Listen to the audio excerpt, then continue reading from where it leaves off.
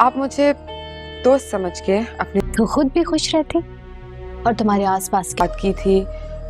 मैंने उसे समझाने की कोशिश की थी। सैफ के सर पर हाथ रखे झूठी कसम उठाई कि आपने मुझे शायद बेटी समझा।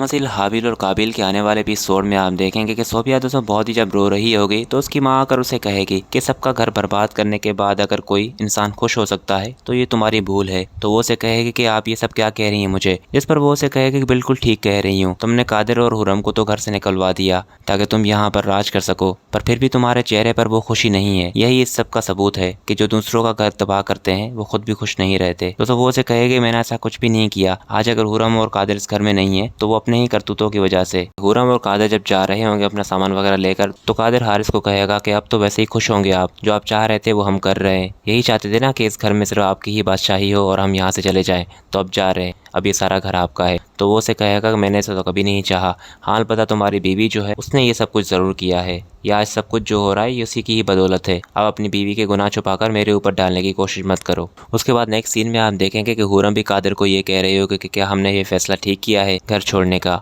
आंटी तो भी कभी माफ़ नहीं करेंगी। आंटी को तो यही लगेगा कि ये सब कुछ मैंने किया है, वो तो हर बात का इल्ज़ाम मेरे ऊपर ही लगा रही हैं। तो वो उसे कहेगा कि उन्हें तुम्हारे बारे में अगर जो भी सोचना है सोचे, वैसे भी कौन सा हम अच्छा करके उनकी नज़रों में अच्छा बन रहे हैं। यकीन तो फिर भी वो हारिस और सोफिया की ही बातों पर करती हैं। मुझे तो समझ नहीं आ रहा कि मोम को आखिर हो क्या गया है। उसके बाद नेक्स्ट सीन में आप देखेंगे कि कादिर की माँ जब बहुत ही रो रही होगी तो कासिम आएगा और उसे कहेगा कि अब रोने का क्या फ़ायदा है, इतना सब तुमने किया है, अपने बेटे को ही अपने घर से निकाल दिया।